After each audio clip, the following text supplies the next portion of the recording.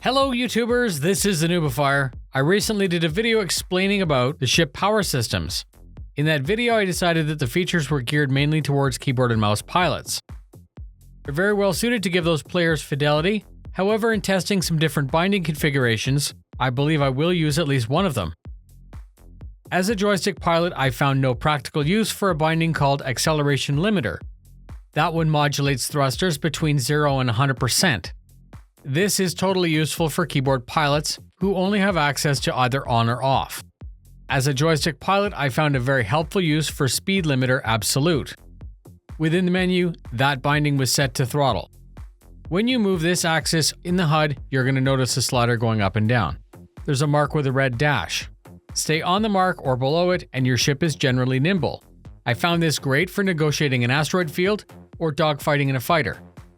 The Verpal throttle that I use has a set of adjustable detents, which create a bump in the axis. I've explained how to configure them in detail here, but I now have mine set to the SEM Threshold. This axis now has a natural bump when I'm at the SEM speed. Going above SEM lets the ship climb towards cruise speed, where you start to trade agility for velocity. The part that I'm more interested in is the lower range, known as precision mode.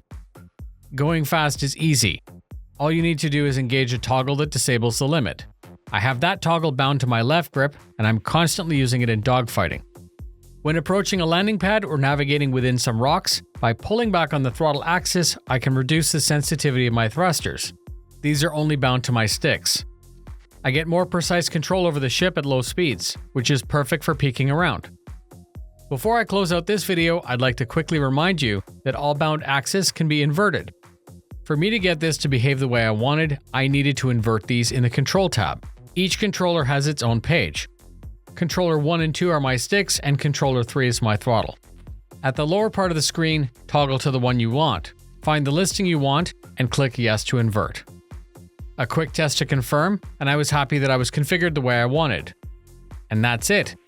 A quick explanation about something that you can use in your own binding scheme. Please stay tuned. I'm going to continue to explore topics like this and others. Hopefully 3.6 drops to live. Thank you very much for spending your time with me. Fly safe, and I'll see you in the verse.